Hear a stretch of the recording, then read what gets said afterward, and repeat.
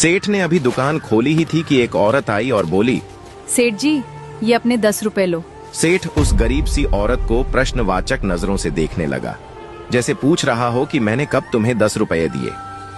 औरत बोली, कल शाम को मैं सामान ले गई थी, तब आपको 100 रुपए दिए थे। 70 रुपए का सामान खरीदा था, आपने 30 रुपए की जगह मुझे 40 रुपए वापस दे दिए। सेठ ने 10 रुपए को माथे से लगाया, फिर गले में डालते हुए बोला, एक बात बताइए बहन जी, आप सामान खरीदते समय कितने मोल भाव कर रही थी? 5 रुपए कम करवाने के लिए आपने कितनी बहस की थी, और अब ये 10 रुपए लौटाने चली आई? औरत बोली, पैसे कम करवाना मेरा हक है, मगर एक बार मोल भाव होने के बाद उस चीज के कम पैसा देना पाप है। सेठ बोला, लेकिन आपने कम पैसे कहाँ दिए? आपने पूरे पैसे दिए थे। ये 10 रुपया तो मेरी गलती से आपके पास चला गया, रख लेती तो मुझे कोई फर्क नहीं पड़ने वाला। औरत बोली, आपको शायद कोई फर्क नहीं पड़ता, लेकिन मेरे मन को कभी शांति नहीं मिलती। मुझे हमेशा यही लगता 10 रुपए गलती से मेरे पास रह गए हैं, इसलिए मैं रात को ही उन्हें वापस करने आई थी, मगर उस समय आपकी दुकान बंद थी। सेठ ने आश्चर्य से पूछा, आप कहाँ रहती हो? औरत बोली, सेक्टर 8 में रहती हूँ। सेठ का मुंह खुला रह गया। वह बोला, आप 7 किलोमीटर दूर से ये 10 रुपए देने दूसरी बार आई हो? औरत सहज भाव से बोली, हाँ, दूसरी बार आई हूँ।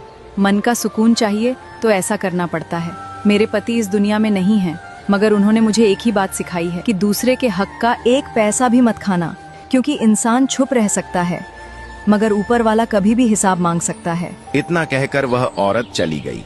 सेठ ने तुरंत गल्ले से 300 रुपए निकाले और स्कूटी पर बैठते हुए अपने नौकर से बोला, तुम दुकान का ख्याल रखना, मैं अभी आता हूँ। सेठ बाजार में ही एक दुकान पर पहुंचा, फिर उस दुकान वाले को 300 रुपए देते हुए बोला, ये अपने 300 रुपए लीजिए प्रकाश जी। कल जब आप सामान लेने आए थे तब हिसाब में ज्यादा जुड़ गए थे। प्रकाश हंसते हुए बोला, पैसे हिसाब में ज्यादा जुड़ गए थे तो आप तब दे देते जब मैं दोबारा दुकान पे आता। इतनी सुबह सुबह आप 300 रुपए देने चले आए। सेठ बोला, अगर मैं आपसे दोबारा मिल ही नहीं पाता तो आपके ये 300 रुपए कैसे लौटाता? आपको तो पता भी नहीं था कि आपके 300 रुपए मेरे पास थे, है ना? इसलिए देना जरूरी था।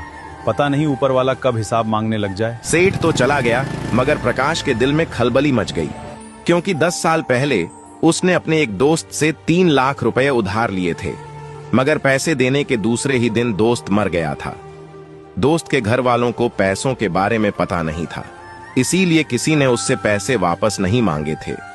प्रकाश के दिल में लालच आ गया था, इसलिए खुद पहल करके पैसे देने वह नहीं गया। आज दोस्त का परिवार गरीबी में जी रहा था। दोस्त की पत्नी लोगों के घरों में झाड़ू पोंछा करके बच्चों को पाल रही थी, फिर भी प्रकाश उनके पैसे हजम किए बैठा था। सेठ का ये वाक्य पता नहीं कब ऊपर वाला हिसाब मांगने बैठ जाए। प्रकाश को डरा रहा था। प्रकाश 2-3 दिन तक टेंशन में रहा। आखिर में उसका जमीर जाग गया। उसने बैंक से 13 लाख रुपए निकाले और पैसे लेकर दोस्त के घर पहुंच गया। दोस्त की पत्नी घर पर ही थी।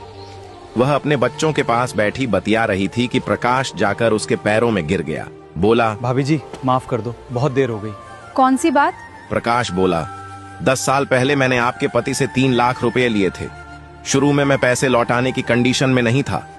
आज मैं समर्थ हूं, इसलिए पैसे लाया हूं। आपके 3 लाख रुपए अब ब्याज सहित 13 लाख रुपए हो गए हैं। लीजिए, अपनी अमानत संभालिए। एक एक रुपये के लिए संघर्ष कर रही उस विधवा औरत के लिए 13 लाख रुपये बहुत बड़ी रकम थी। पैसे देखकर उसकी आंखों में आंसू आ गए। वह प्रकाश को दुआएं देने लगी जो उसने ईमानदारी दिखाते हुए पैसे लौटा दिए। ये वही औरत थी जो सेठ को 10 रुपये लौटाने 2 बार गई थी। कहानी का मोरल अपनी मेहनत और ईमानदारी का खाने वालों की ईश्वर परीक्षा जरूर लेता है, मगर कभी भी उन्हें अकेला नहीं छोड़ डालता। इस वीडियो को बनाने में हमें बहुत मेहनत लगी है, तो अगर आपको ये वीडियो अच्छी लगी हो तो कृपया इसे लाइक, फॉलो और शेयर जरूर करें।